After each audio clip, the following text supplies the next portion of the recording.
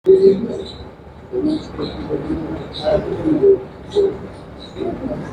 तो नहीं बंद कराने जी कुछ देर के। सभी सम्मानित पत्रकार साथियों का और मीडिया बंधुओं का आपका सभी का स्वागत है। और हमारे साथ आज हमारे क्रांतिकारी किसान साथी भी यहाँ इस पत्रकार वार्ता में शामिल हैं। तो आप सभी पत्रकार और मीडिया बंधुओं का एक बार फिर से स्वागत करते हुए हम आज का जो इस पत्रकार वार्ता का मेन एजेंडा है उस पर बात करते हैं।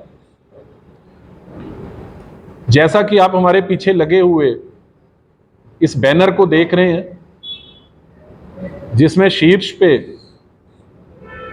हमारी संस्थाओं का जिसका हम प्रतिनिधित्व करते हैं उनका नाम लिखा है, उसके नीचे नो वोट फॉर बीजेपी लिखा है और उसके नीचे हमारी जो मांगे हैं, जिस कारण किसान लगातार आंदोलनरत है और बहुत तरह की किसानों के साथ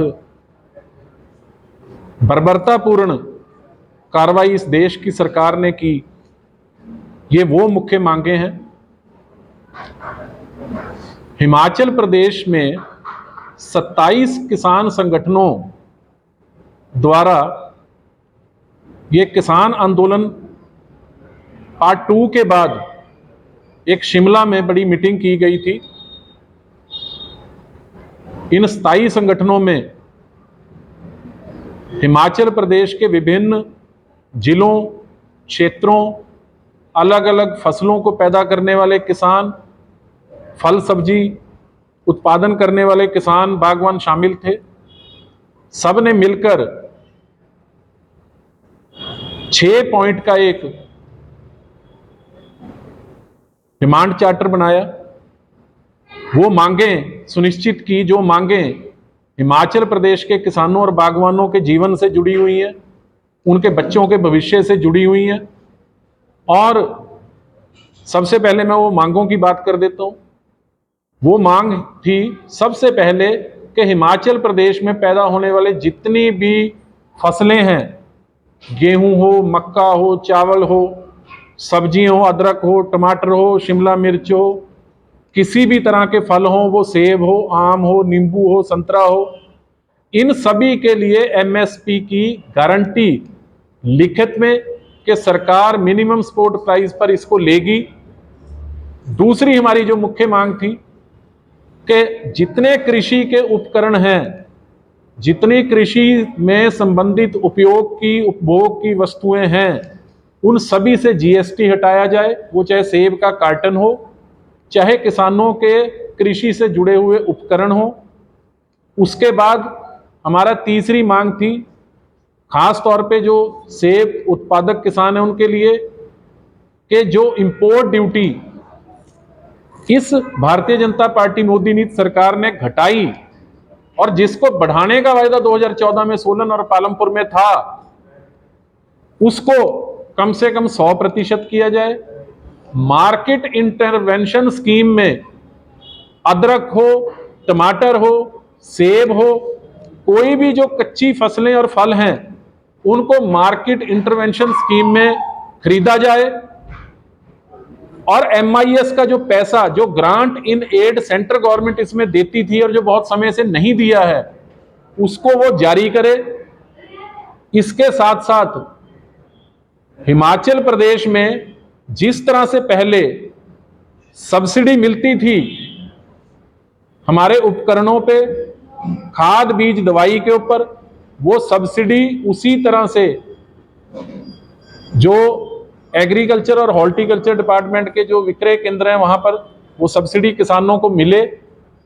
इसके साथ साथ हिमाचल प्रदेश में जो नैनो फर्टिलाइजर्स हैं, नैनो यूरिया, नैनो डीएपी, इसको जबरदस्ती ना बेचा जाए। इस तरह के ये जो 6 मुद्दे थे, इन 6 मुद्दों को लेकर हमने दोनों पार्टीज को ये स्पष्ट तौर पे अपना संदेश पहुंचाया और उस संदेश के बाद हमने ये इंतजार की कि हिमाचल प्रदेश में जो दो मुख्य विपक्षी, जो दो मुख्य राजनीतिक दल हैं, उनमें से जो भी हिमाचल प्रदेश के किसानों की इस मांग को मानेगा, जो ज्यादा जिम्मेदारी के साथ, ज्यादा भरोसे के साथ किसानों को विश्वास दिलाने में सफल होगा कि वो इस लोकसभा चुनाव में अगर विजयी होते हैं तो हमारी इन मांगों को वो जल्दी से जल्दी किस तरह, किन चरणों में पूरा करेंगे, और वो हमको ये भरोसा दिलाने में कामयाब हो कि इन मांगों के साथ साथ जो आने वाले समय में किसानों को कभी भी, बागवानों को समस्याएं आएंगी, उन समस्याओं का निराकरण कैसे समयबद्ध और चरणबद्ध रूप से होता रहेगा, और किसानों की जो पॉलिसी फॉर्मेशन है उसमें किसान एक प्रमुख भूमिका निभाएंगे। हमने इंतजार किया, लेकिन उस इंतजार के बावजूद विगत की तरह, अतीत की तरह भारतीय जनता पार्टी ने हिमाचल प्रदेश के किसानों से पूरी तरह मुंह मोड़ लिया। किसानों की मांगों का किसी तरह से भी कोई भी उत्तर नहीं दिया। मात्र एक जवाब आया कि हम तो किसानों को पहले ही, किसानों को 6,000 रुपया साल या 2,000 रुपया किस्त के हिसाब से किसान सम्मान निधि दे रहे हैं, इससे अधिक हम कुछ नहीं कर सकते। मतलब साफ है कि भारतीय जनता पार्टी अपनी ना तो अतीत की गलतियों को सुधारना चाहती है और ना भविष्य में किसानों के लिए कोई अच्छी योजना या अच्छा कोई बजट लाना चाहती है, ना किसानों का वो विकास चाहती है। तो अब 2 मिनट के लिए अतीत की भी बात कर लेते हैं।